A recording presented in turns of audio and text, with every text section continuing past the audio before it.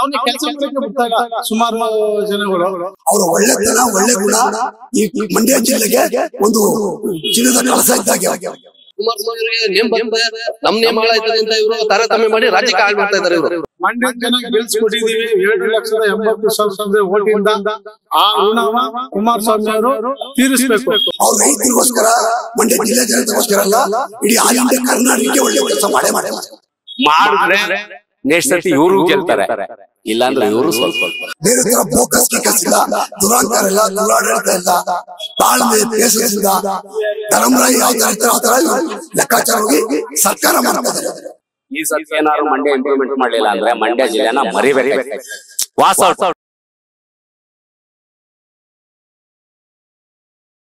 Sir, Kumaraswamy ಅವರು ಸೂಕ್ತವಾದ ಅಭ್ಯರ್ಥಿ. ಮಂಡ್ಯ ಜಿಲ್ಲೆಗೆ MP ಆಗಿರೋದನ್ನ ಮಂಡ್ಯ ಜಿಲ್ಲೆ ಜನತೆ ಅವ್ರನ್ನ ಗೌರವಿಸ್ತಾರೆ. ಅವರು ಜನಾಭಿಪ್ರಾಯದಲ್ಲಿ ಜನಗಳ ಸೇವೆ ಮಾಡೋದ್ರಲ್ಲಿ, ಜನಗಳ ಸ್ಪಂದಿಸೋದ್ರಲ್ಲಿ ಅವ್ರನ್ನ ಯಾರು ಬೇಕಾದ್ರೂ ಹೋಗಿ ತಪ್ಕೋಬೋದು, ಅವ್ರ ವಿಶ್ವಾಸ ಇದೆ. ಅದೇ ಕೆಲವು ನಾಯಕರು ಏನಾದ್ರು ತಪ್ಪೋಕೋದ್ರೆ ಕತ್ತಿಡ್ದು ಆಚೆ ತಳ್ತಾರೆ, ಅವ್ಯಾತ ಶಬ್ದನ ನಿಂದನೆ ಮಾಡ್ತಾರೆ. ಅವರ ಒಳ್ಳೆತನ ಒಳ್ಳೆ ಗುಣ ಈ ಮಂಡ್ಯ ಜಿಲ್ಲೆಗೆ ಒಂದು ಚಿನ್ನದ ಕಳಸ ಇದ್ದಾಗೆ. ಅವ್ರದ್ದು ಎಲ್ಲ ಅಭಿವೃದ್ಧಿ ಏನು ಮಾಡಬೇಕು ಅವೆಲ್ಲ ಮಾಡ್ತಾರೆ. ಅವ್ರಿಗೆ ರಾಜ್ಯ ಸರ್ಕಾರಗಳು ಕೋಆಪರೇಟಿವ್ ಮಾಡ್ತಾ ಇಲ್ಲ. ಅವ್ರು ಏನು ಒಳ್ಳೆ ಕೆಲಸ ಮಾಡ್ತೀವಿ ಅಂತ ಹೇಳ್ತಾರೆ, ಎಲ್ಲ ಅಡ್ಡಿಪಡಿಸ್ತಾ ಇದ್ದಾರೆ. ಇವತ್ತು ಇವ್ರು ಮಾಡ್ತಾ ಇರ್ತಕ್ಕಂಥ ಮೋಚ ವಂಚನೆಗಳಿಂದ ಈ ದೇಶನ ಅಧೋಗತಿಗೆ ತಗೊಂಡು ಹೋಗ್ತಾ ಇದ್ದಾರೆ. ಇವತ್ತು ರೈಲ್ವೆ ಸ್ಟೇಷನ್ಗೆ ಸಿದ್ಧಗಂಗಾ ಸ್ವಾಮಿಗಳ ಹೆಸರಿಡಬೇಕು ಅಂತಂದ್ರಾಗ ವಿರೋಧ ಮಾಡ್ತಾ ಇದ್ದಾರೆ ಸರ್ಕಾರ, ಕಾಂಗ್ರೆಸ್ ಸರ್ಕಾರ. ಇದೆಲ್ಲ ಮಲತಾಯಿ ಧೋರಣೆ ಮಾಡೋದು, ಯಾರು ಅವರು ಆಪೋಸಿಟ್ ಬಂದಿರ್ತಾರೆ ಅವ್ರು ರೈಡ್ ಮಾಡಿಸೋದು, ಇವರೇ ಒಬ್ರು ಕಳ್ಳರು, ಇವರೇ ಟೆರರಿಸ್ಟ್ಗಳು. ಅದು ಬಿಟ್ಟು ಬೇರೆಯವ್ರನ್ನ ಅಪ್ರೋಚ್ ಮಾಡಕ್ಕೆ ಹೋಗ್ತಾ ಇರ್ತಾರೆ.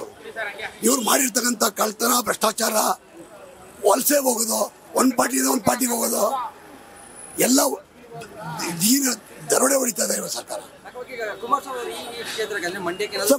ಮಾಡ್ತಾ ಇದ್ದಾರೆ ಸರ್. ಕೆಲವು ಸರ್ ಏನಿದೆ ಅವ್ರು ಏನ್ ಮಾಡ್ಬೇಕು, ಕೈಗಾರಿಕೆಗಳು ಮಾಡ್ತಾರೆ, ಖಂಡಿತ ಮಾಡೇ ಬರ್ತಾರೆ ಸರ್. ಅಷ್ಟು ಕಾನ್ಫಿಡೆನ್ಸ್ ಇದೆ ಸರ್. ಅವ್ರ ರೈತರಿಗೋಸ್ಕರ, ಮಂಡ್ಯ ಜಿಲ್ಲೆ ಜನತೆಗೋಸ್ಕರ ಅಲ್ಲ, ಇಡೀ ಆಲ್ ಇಂಡಿಯಾ ಕರ್ನಾಟಕಕ್ಕೆ ಒಳ್ಳೆ ಕೆಲಸ ಮಾಡೇ ಮಾಡ್ತಾರೆ ಸರ್. 3 ಕೈಗಾರಿಕೆಗಳನ್ನ ಮಂಡ್ಯದಲ್ಲಿ ಮಾಡೇ ಮಾಡ್ತಾರೆ. ಅದ್ರಲ್ಲಿ ಯಾವುದೇ ಮುಲಾಜಿದೆ ಮಾಡ್ತಾರೆ ಸರ್. ಇದುವರೆಗೆ ಏನಾಗಿದ್ರು MP ಗಳು ಅವ್ರಿಗೆಲ್ಲ ಕಂಪೇರ್ ಮಾಡಿದ್ರೆ ಬೆಟರ್ ಅಂತ ವ್ಯಕ್ತಿ. ಖಂಡಿತ ಮಾಡೇ ಮಾಡ್ತಾರೆ. ಅವ್ರು ಏನು ಮಾತಾಡೋರೆ ಅದನ್ನ ಉಳಿಸ್ಕೊತಾರೆ ಸರ್ ಮಂಡ್ಯ ಜಿಲ್ಲೆ ಜನತೆಗೆ. ಬೇರೆ ತರ ಬೋಕಸ್ ಗಿಕಸ್ ಇಲ್ಲ, ದುರಾಂಕಾರ ಇಲ್ಲ, ದುರಾಡಳಿತ ಇಲ್ಲ, ತಾಳ್ಮೆ ಪೇಸಸ್ಸಿಂದ ಧರ್ಮರಾಯ ಯಾವ ತರ ಇರ್ತಾರೆ ಆ ತರ ಇವರು ಲೆಕ್ಕಾಚಾರ ಹೋಗಿ ಸರ್ಕಾರ ಮಾಡ್ತಾ ಇದ್ದಾರೆ. ಅದ್ರಲ್ಲಿ ಏನು ಮಾತೇ ಇಲ್ಲ ಸರ್. ಸರ್, ನಮ್ಮ ಮಂಡ್ಯ ಜಿಲ್ಲೆಗೆ ಇವರು ಪಕ್ಷವಾಗಿ ಇನ್ನೊಂದಾಗಿ ನಾವು ಮಾತಾಡಲ್ಲ. ಈಗ ಒಂದು ಅಧಿಕಾರ ಇದೆ, ನಾವು ಕೇಳ್ತಾ ಇರೋದು ಸರ್, ನಮ್ಮ ಜಿಲ್ಲೆಯಿಂದ ಹೋಗಿರೋರು ಇವರೆಲ್ಲ ನಮ್ಮ ರೈತಾಪಿ ವರ್ಗದಿಂದ ಬಂದಿರೋರು.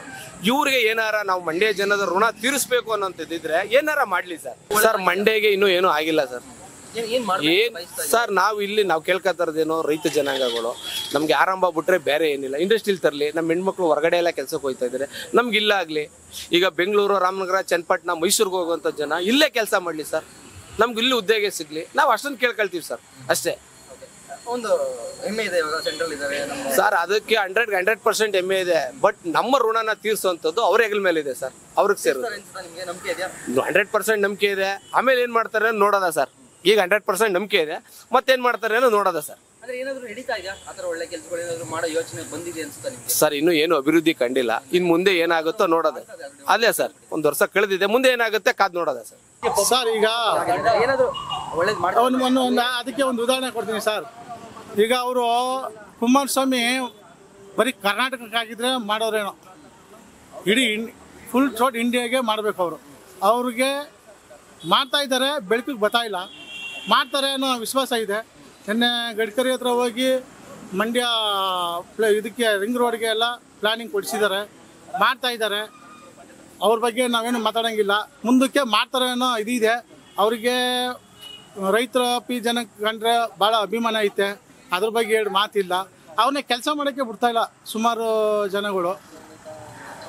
ಅದಕ್ಕೆ ನಾವೇನು ಮಾಡೋಕ್ಕಾದ್ರೆ ರಾಜಕೀಯವಾಗಿ ಅವರೇ ಮಾತಾಡ್ಕೊಂಡು ಕುಮಾರಸ್ವಾಮಿ ಅವರೇ ಕೆಲಸ ಮಾಡಬೇಕು. ಮಂಡ್ಯದ ಜನ ಗೆಲ್ಸ್ಕೊಟ್ಟಿದ್ದೀವಿ 7,80,000 ಓಟಿಂದ. ಆ ಋಣವ ಕುಮಾರಸ್ವಾಮಿ ಅವರು ತೀರಿಸಬೇಕು. ಮಂಡ್ಯಕ್ಕೆ ಫ್ಯಾಕ್ಟ್ರಿ ಕೊಡಬೇಕು, ಅನುದಾನಗಳು ತಂದು ಕೊಡಬೇಕು. MP ಆಗೋರೆ ಮಿನಿಸ್ಟ್ರು ಕೈಗಾರಿಕೆ, ಉಕ್ಕು ಮತ್ತು ಅದಕ್ಕೆ ಏನೇನು ಮಾಡಬೇಕು, ಜನಗಳಿಗೆ, ನಮ್ಮ ಮಂಡ್ಯ ಜನತೆ, ಮಂಡ್ಯ ಜಿಲ್ಲೆ ಜನತೆಗೆ ಏನೇನು ಅನುಕೂಲ ಆಗಬೇಕು ಅದು ಮಾಡಿಕೊಡ್ಲಿ. ಕುಮಾರಸ್ವಾಮಿ ಅವರನ್ನು ಇನ್ನೊಂದು ಸತಿ ರಿಕ್ವೆಸ್ಟ್ ಮಾಡ್ತಾಯಿದ್ದೀವಿ. ಮಂಡ್ಯಕ್ಕೆ ಬನ್ನಿ, ಅವರು ಒಂದು ದಿವಸ ಬರ್ತೀವಿ ಅಂತಾರೆ, ವಾರದಲ್ಲಿ 2 ದಿವಸ ಇರ್ತೀವಿ ಅಂತಾರೆ. ಬಂದು ಪಾಪ ಆ 2 ದಿವಸದಲ್ಲಿ ಮಂಡ್ಯ ಜನಗಳ ಕಷ್ಟ ಸುಖ ಪರಿಹಾರ ಮಾಡಿಕೊಡ್ಬೇಕು ಅಂತ ಕೇಳ್ಕೊತಾ ಇದ್ದೀವಿ. ನಮ್ಮ ಮನಸ್ಸಿಗೆ ಮಾಡ್ತಾರೆ ಅಂತಿದೆ. ಅವ್ರಿಗೆ ಇನ್ನೂ ಫುಲ್ ಅಧಿಕಾರ, ಅವರು ಎಲ್ಲ ರಾಜ್ಯಗಳಿಗೂ ಹೋಗಬೇಕು. ಈಗ ಆಂಧ್ರದಲ್ಲಿ ಮಾಡಿಸ್ಕೊಂಡ್ರು, ಈಗ ಭದ್ರಾವತಿ ಒಂದ್ಸತಿ ವಿಸಿಟ್ ಮಾಡಿದ್ದಾರೆ, ಮಾಡ್ತಾರೆ ಅಂತ ಅಂದ್ಕೊಂಡಿದ್ದೀವಿ. ನೋಡಮ್ಮ ಸರ್, ಅವ್ರ ಮೇಲೆ ಭರವಸೆ ಇದೆ, ಒಳ್ಳೆ ಗುಣವಂತ ಅನ್ನೋದೊಂದು ಹೇಳ್ತೀವಿ ಸರ್. ರಾಜ್ಯ ಸರ್ಕಾರ ಸಪೋರ್ಟ್ ಮಾಡ್ತಾ ಇಲ್ಲ ಅವ್ರಿಗೆ. ರಾಜ್ಯ ಸರ್ಕಾರದ ಏನು ಅನುದಾನ ಕೊಡಬೇಕು ಮತ್ತು ಏನು ಭೂಮಿ ಕೊಡಬೇಕು ಅದು ಯಾವುದಕ್ಕೂ ಈ ಸರ್ಕಾರ ಸ್ಪಂದಿಸ್ತಾ ಇಲ್ಲ. ಅವ್ರು ಹೋರಾಟ ಕೊಡ್ತಾ ಇದ್ದಾರೆ, ಅವ್ರ ಪ್ರಯತ್ನ ಅವ್ರು ಮಾಡ್ತಾ ಇದ್ದಾರೆ, ಇವರು ಇಲ್ಲಿಂದ ಸಹಕಾರ ಕೊಡ್ತಾ ಇಲ್ಲ. ಈಗ ಬೆಂಗಳೂರಲ್ಲಿ HMT ಫ್ಯಾಕ್ಟ್ರಿನ ರೀಓಪನ್ ಮಾಡ್ತಾವ್ರೆ, ಅದಕ್ಕೆ ಸಹಕಾರ ಕೊಡ್ತಾ ಇಲ್ಲ. ಅದು ಯಾವುದೋ ಇನ್ನೊಂದು ಟ್ರಾಕ್ಟರ್ದು ಇದು ಮಾಡ್ತಾ ಇದ್ದಾರೆ, ಅದಕ್ಕೆ ಸಹಕಾರ ಕೊಡ್ತಾ ಇಲ್ಲ. ಹಂಗಾಗಿ ಇಲ್ಲಿ ನೆಲಗುಂದಿಗೆ ಬೀಳ್ತಾ ಇದೆ. ರಾಜ್ಯ ಸರ್ಕಾರ ಮತ್ತು ಕೇಂದ್ರ ಸರ್ಕಾರ ಎರಡು ಸೇರಿ ಮಾಡಬೇಕು. ಅವರು 60% ಆದ್ರೆ ಇವ್ರು 40% ಆದರೂ ಭೂಮಿ ಕೊಡಬೇಕು, ಇಲ್ಲಾಂದರೆ ಅನುದಾನ ಕೊಡಬೇಕು. ಇವರು ಅವ್ರಿಗೆ ಕುಮಾರಸ್ವಾಮಿ ಅವ್ರಿಗೆ ನೇಮ್ ಬರ್ತದೆ, ನಮ್ಮ ನೇಮ್ ಹಾಳಾಯ್ತದೆ ಅಂತ ಇವರು ತಾರತಮ್ಯ ಮಾಡಿ ರಾಜ್ಯಕ್ಕೆ ಹಾಳು ಮಾಡ್ತಾ ಇದ್ದಾರೆ. ಇವರು ರಾಜ್ಯ ಹಾಳು ಮಾಡ್ತಾ ಇದ್ದಾರೆ. ಕಾಂಗ್ರೆಸ್ ಸರ್ಕಾರದವರು ಕುಮಾರಸ್ವಾಮಿ ಅವ್ರಿಗೆ ನೇಮ್ ಬರ್ತದೆ ಅಂದ್ಬಿಟ್ಟು ಇವ್ರನ್ನ ಕರ್ನಾಟಕ ರಾಜ್ಯ ಸರ್ಕಾರದವರು ಕರ್ನಾಟಕನ ಹಾಳು ಮಾಡ್ತಾ ಇದ್ದಾರೆ. ಹೆಂಗ್ ಸರಿ ಮಾಡ್ಬೋದು ಅಂದ್ರೆ ಈ ಸಿದ್ದರಾಮಯ್ಯ ಮತ್ತೆ DK ಶಿವಕುಮಾರ್ ಅವ್ರಿಗೆ ಬೆಂಬಲವಾಗಿ ನಿಂತ್ಕೊಂಡ್ರೆ, ಸ್ವಲ್ಪನಾದ್ರು ಸಪೋರ್ಟ್ ಕೊಟ್ರೆ ಅವ್ರಿಗೆ ಎನರ್ಜಿ ಸಿಗುತ್ತೆ. ಈಗ ಸೆಂಟ್ರಲ್ ಮಿನಿಸ್ಟರ್ ಆಗೋರು ಏನಂತ ದೊಡ್ಡದಲ್ಲ. ಸೆಂಟ್ರಲ್ ಮಿನಿಸ್ಟರ್ ಆಗೋರೇ ದೊಡ್ಡದಲ್ಲ. ನಮ್ಮ ರಾಜ್ಯ ಸರ್ಕಾರನೂ ಬೆಂಬಲ ಕೊಡಬೇಕು. ಸರ್, ಈಗ ನೀವು ಕ್ಯಾಮ್ರಾ ಹಿಡ್ದಿದ್ದೀರಾ, ನಾನು ಮಾತಾಡ್ತಾ ಇದ್ದೀನಿ, ನಾನು ಮಾತಾಡೋದು ನಿಮ್ ಕ್ಯಾಮ್ರಾದಲ್ಲಿ ಬರಬೇಕು, ಅದು ಇಬ್ರು ಸೇರುತ್ತಾನೆ. ಅದೇ ತರ ರಾಜ್ಯ ಸರ್ಕಾರನು ಅವ್ರಿಗೆ ಬೆಂಬಲ ಕೊಡಬೇಕು. ಬೆಂಬಲ ಕೊಟ್ಟಿಲ್ಲ ಅಂದ್ರೆ ಏನು ಆಗಲ್ಲ, ಕರ್ನಾಟಕ ಹಾಳಾಯ್ತದೆ.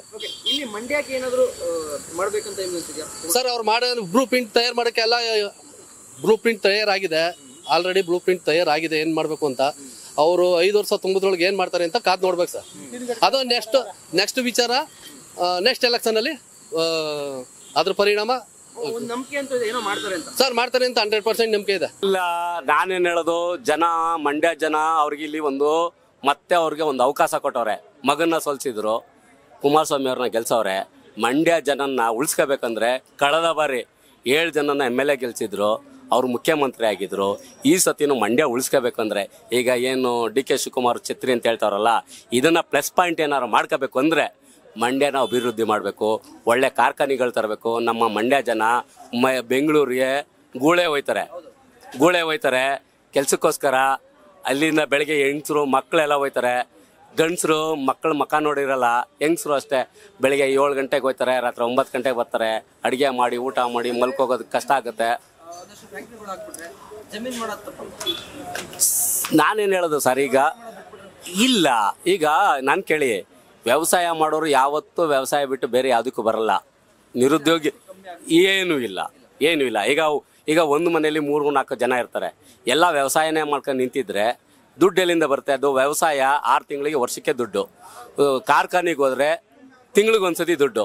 ಈಗ ನಮ್ಮ ತೂಬಿನಕೆರೆ ಹತ್ರ ಎಷ್ಟೋ ನಂಬಿಕೆ ಇದೆ, ಈ ಸತಿನೇ ಮಾಡಬೇಕಿತ್ತು. ಮಾಡ್ತಾರೆ ಅಂತ ನನಗೆ ನಂಬಿಕೆ ಇದೆ ಸರ್. ಮಾಡೇ ಮಾಡ್ತಾರಂತ ಈ ಸತಿ ಬಜೆಟಲ್ಲೇ ತರಬೇಕಿತ್ತು. ನಮಗೆ ಒಂದು ಬೃಹತ್ ಕೈಗಾರಿಕೆ ತರಬೇಕಿತ್ತು. ಯಾರು? ಕುಮಾರಸ್ವಾಮಿ. ಮಂಡ್ಯದ ಋಣನ ತೀರಿಸ್ಬೇಕು ಅಂದ್ರೆ ಒಂದು ಬೃಹತ್ ಕೈಗಾರಿಕೆ ತರಲೇಬೇಕು. ಅದು ಅವ್ರ ಜವಾಬ್ದಾರಿ. ST ಜಯರಾಮ ಇರುವಾಗ್ಲೂ ಕೂಡ ಮಂಡ್ಯ ಏನು ಅಂತ ಅವ್ರಿಗೆ JDS ಏನು ಅಂತ ತೋರಿಸ್ಕೊಟ್ಟವ್ರೆ. ಹಿಂದೆ ಈಗಲೇ ಹೇಳಿದೆ, ನಾನು ಒಬ್ಬ JDS ಕಾರ್ಯಕರ್ತ ಆಗಿ ಕಾಂಗ್ರೆಸ್ಗೆ ಹೋಗಿದ್ದೀನಿ ಅಂತ ಈಗಲೂ ಘಂಟಾಘೋಷವಾಗಿ ಹೇಳ್ತಾ ಇದ್ದೀನಿ. ಈಗ ನಮ್ಮ ತಗ್ಗಳ್ಳಿ ವೆಂಕಟೇಶಣ್ಣವ್ರಿಗೆ ಅನ್ಯಾಯ ಆಯಿತು. ಆಗ ನಾವು JDS ಇಂದ ಕಾಂಗ್ರೆಸ್ಗೆ ಬಂದ್ವಿ. ನಾನೇ ಬಂದಿದ್ದು, ನನ್ನ ಕ್ಷೇತ್ರ ಶ್ರೀರಂಗಪಟ್ಟಣ. ನನ್ನ ಕಾಂಗ್ರೆಸ್ಗೆ ಬಂದೆ MP.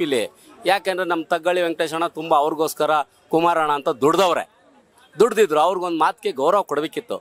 ಒಂದು ಜಿಲ್ಲಾ ಅಧ್ಯಕ್ಷನ ಪೋಸ್ಟ್ ಕೇಳವ್ರೆ, ಕೊಡ್ಬೋದಿತ್ತು. ಈಗ ಒಬ್ಬರನ್ನೇ ಗೂಟ ಹೊಡ್ಸ್ಕೊಂಡು ನಿಲ್ಸ್ಕೊಬಿಟ್ರೆ ಅಭಿವೃದ್ಧಿ ಹೆಂಗಾಯ್ತದೆ? ಇದೇಗ ನಮ್ಮ ತಗ್ಗಳ್ಳಿ ವೆಂಕಟೇಶಣ್ಣನ ಜಿಲ್ಲಾ ಅಧ್ಯಕ್ಷರು ಮಾಡಿದರೆ ಅವತ್ತೇ MLA ಎಲೆಕ್ಷನಲ್ಲಿ 1-2 MLAನಾರು ಕಿತ್ತಿರೋರು.